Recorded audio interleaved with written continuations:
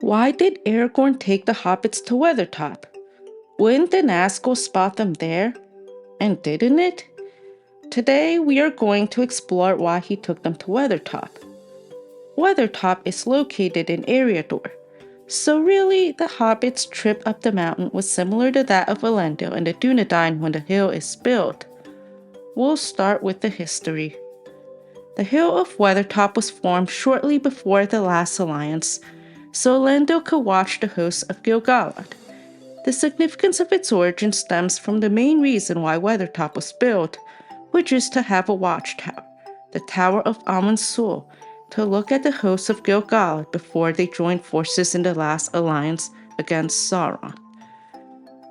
A little bit later, in the beginning of the Third Age, or rather, in 861, Arnor was divided into Arthain, Cardolan, and Rudor, and King Eärendil passed away.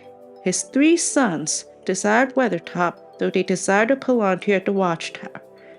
And soon after, during the days of Argileb I, Argileb fortified his border there, though he was slain in defense of it in 1409 as the forces of the Witch King attacked Weathertop. Weathertop is found within the lowlands between Bree and Horwell. The lowlands represented the wilderness east of Bree.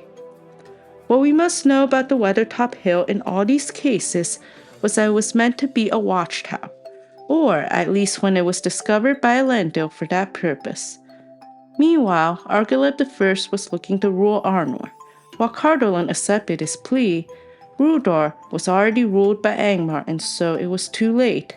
They resisted his rule.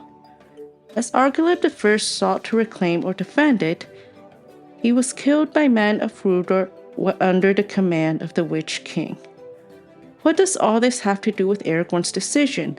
Aside from it being on the way to Rivendell, Aragorn must have thought it was a great view of approaching enemies. However, he knew that Weathertop would be easily checked by the Nazgul, as he says, "If the riders fail to find us in the wilderness, they are likely to make for Weathertop themselves." However, he didn't have any other options, as other paths would have probably suffered the same fate Weathertop did, on top of it taking even longer. Aragorn also could have been taking after Elendil, who viewed the hill as a watchtower. However, after the Witch King attacked Weathertop, it was no longer at a desired state, but it was still there.